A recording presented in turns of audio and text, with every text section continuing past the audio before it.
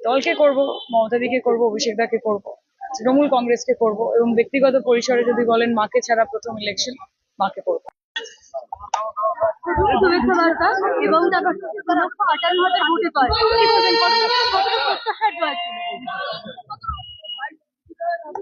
Challenging seat, definitely prestigious seat, definitely. এবং এটা তো শুধু সায়নী ঘোষের জন্য নয়, এটা প্রথমত মমতা বন্দ্যোপাধ্যায়, তৃণমূল কংগ্রেস, অভিষেকের নেতৃত্ব এবং সাংগঠনিকভাবে প্রত্যেক বিধানসভাতে নিজেদেরকে উজাড় করে দিয়েছে এমএলএরা। সোনারপুর উত্তরে দাঁড়িয়ে আছি, আমি আপনাদেরকে হলপ করে বলতে পারি নিজেদের বিধানসভাতে বোধহয় ফিরদৌসী এবং নজরুলদা এতটা খাটার প্রয়োজনীয়তা পড়েনি যতটা আমার জন্য খাটার প্রয়োজনীয়তা পড়েছে।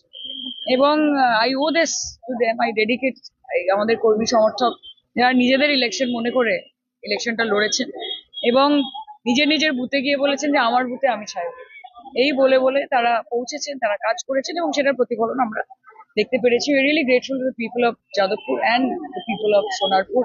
আমরা কথা দিচ্ছি এর পরবর্তী নির্বাচন, যেটা ফিরদৌসীদের নির্বাচন হবে, সেই নির্বাচনে আমরা পুনরায় প্রমাণ করব যে এই লিড যেটা আমাকে সোনারপুর দিচ্ছে তার থেকে ডবল লিড আমরা দেব এবং মানুষের আস্থা, ভরসা, বিশ্বাস এবং ভালোবাসা সেটা তৃণমূলের জন্য আগামী দিনে বাড়তেই থাকবে।